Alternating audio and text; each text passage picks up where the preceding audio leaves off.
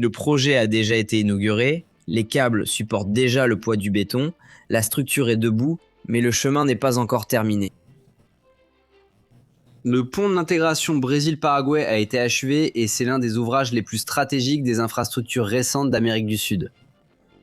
Conçue pour soulager des goulets d'étranglement historiques et renforcer la connectivité logistique, elle peut devenir une nouvelle voie de sortie pour les flux vers les corridors continentaux. Mais il y a un détail qui change tout. Même prête, la liaison ne fonctionne pas encore à pleine capacité, le trafic reste limité. Les accès sont toujours en construction et le système qui devrait donner un sens à l'ouvrage n'est pas encore terminé. Ce que nous avons, c'est bien plus qu'une nouvelle liaison. Un projet achevé qui attend que tout le reste fonctionne.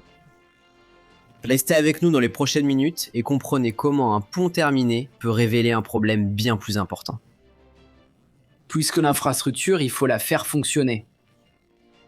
Le pont de l'intégration Brésil-Paraguay est situé dans la région de la triple frontière, formée par ces deux pays et l'Argentine.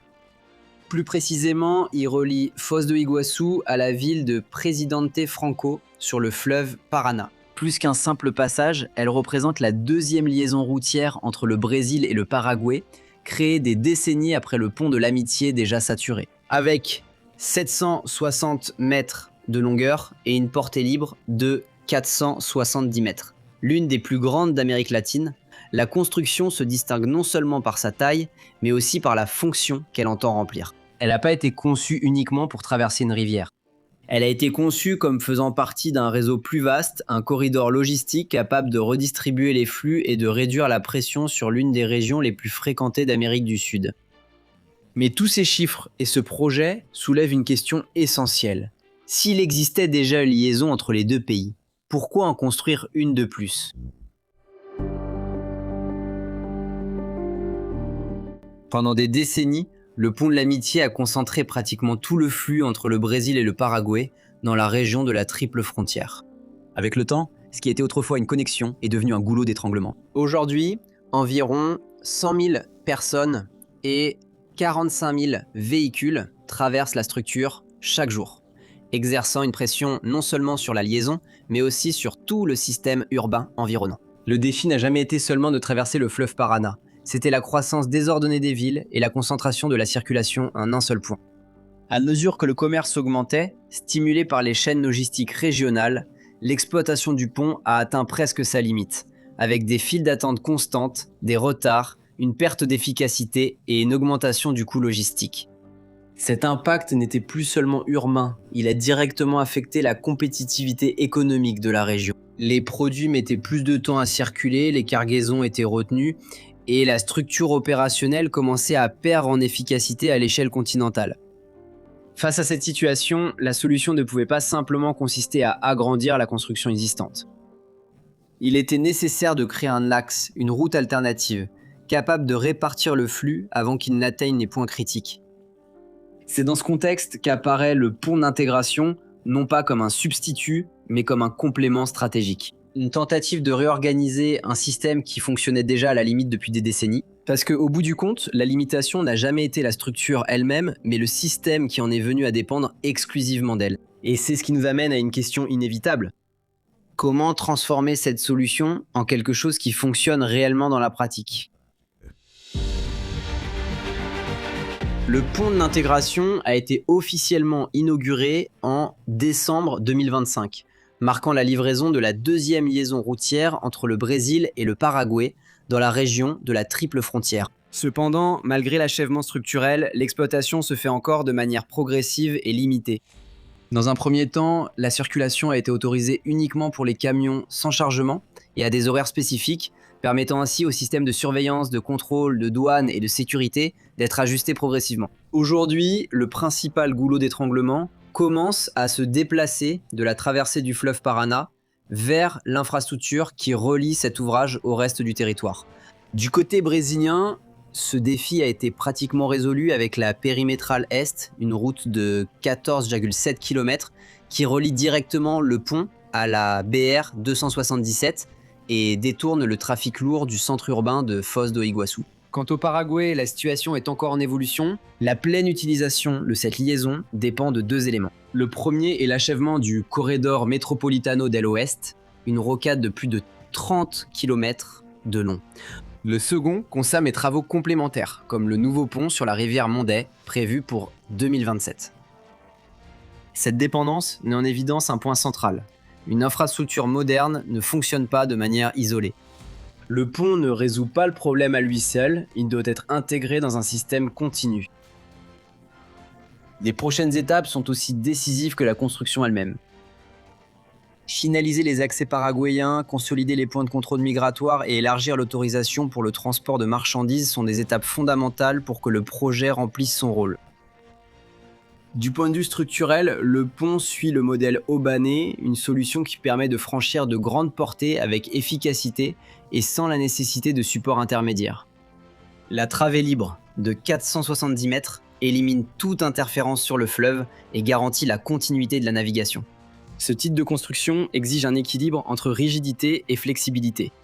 Elle doit supporter de lourdes charges et en même temps réagir à des forces telles que le vent et les variations thermiques. Les tours principales, d'environ 190 mètres de hauteur, servent de noyau structurel au système.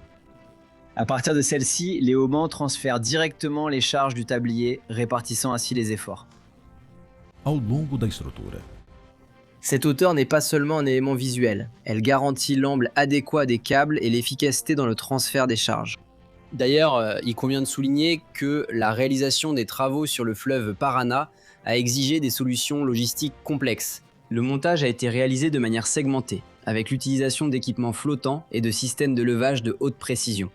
Chaque section du tablier devait être positionnée avec des tolérances minimales, car de petits écarts pouvaient compliquer O alinhamento global da obra. cela, la construction géométrique du fleuve, afin de garantir la performance finale du pôle. Un autre point critique concerne les fondations.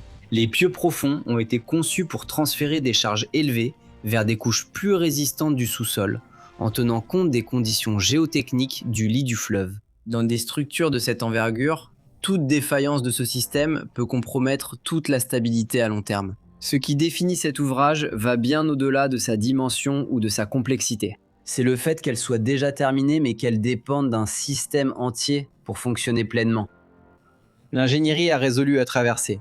Maintenant, le défi est de faire en sorte que tout ce qui l'entoure suive la même échelle.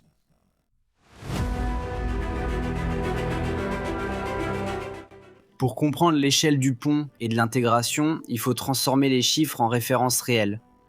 Avec ses 760 mètres de long, la structure équivaut à environ 7 à 8 terrains de football alignés, ou à peu près 8 pâtés de maison, selon le standard d'une ville comme Sao Paulo. En termes de liaison, c'est comme parcourir plus de 700 mètres suspendus au-dessus du fleuve, soutenus par des câbles et des pylônes, sans aucun appui intermédiaire sur la section principale. La travée libre de 470 mètres renforce encore ce sentiment de grandeur. Il s'agit pratiquement d'un demi-kilomètre continu dans les airs, ce qui place le projet à un niveau technique relativement élevé parmi l'ensemble des ponts à haubans d'Amérique latine. À titre de comparaison, cet espace serait suffisant pour aligner côte à côte environ 7 navires de la taille de l'Everace, l'un des plus grands navires du monde, avec 61,5 mètres de largeur. Une référence qui aide à visualiser l'échelle horizontale de cette travée. Maintenant, lorsque nous regardons l'investissement, estimé à environ 9,9 milliards de réais, l'échelle se traduit en chiffres plus tangibles. Ce montant serait suffisant pour acheter environ 25 000 voitures populaires neuves, en considérant un prix moyen de 75 000 reais. Dans une autre comparaison, ce montant pourrait permettre de construire presque 2 km de métro sur la ligne 4 à Sao Paulo. Cependant, la comparaison la plus pertinente concerne le flux, et c'est précisément là que l'échelle cesse d'être seulement physique pour devenir fonctionnelle. Si elle est pleinement intégrée au système, le pont d'intégration a le potentiel de transformer la dynamique logistique de la région. En répartissant le trafic et en réduisant les goulets d'étranglement historiques, elle améliore la visibilité, raccourcit les temps d'attente et augmente l'efficacité du transport, impactant les coûts opérationnels, la compétitivité et l'intégration économique entre le Brésil et le Paraguay. De plus, la structure s'inscrit dans un contexte plus large lié au corridor logistique qui vise à améliorer la connectivité de l'Amérique du Sud. com mercados internacionais. Dans ce contexte, elle peut fonctionner comme une nouvelle porte de sortie pour les itinéraires qui traversent le Paraguay en direction de l'axe bio-océanique, non pas comme une liaison directe avec le Pacifique, mais comme une partie d'un système en évolution. Bien qu'il n'existe pas encore d'estimation officielle du gain économique annuel, la logique est claire. Aujourd'hui, le pont de l'Amitié concentre environ 100 000 personnes et 45 000 véhicules par jour. Un volume qui met la pression sur l'infrastructure et réduit l'efficacité logistique. La nouvelle connexion est créée pour redistribuer une partie de ce flux. Outre les effets directs, il existe des impacts indirects importants, comme la réduction de la consommation de carburant et du temps d'exploitation des flottes, ainsi que la stimulation des investissements et du commerce transfrontalier. Mais il est essentiel de rester réaliste. En effet, le projet ne résout pas le problème. L'impact dépend de l'achèvement des accès et du bon fonctionnement du système environnant. Cela reste une solution partielle. En effet, le pont d'intégration est prêt, mais la route ne l'est pas encore. Elle représente une avancée importante, mais révèle aussi un défi plus grand.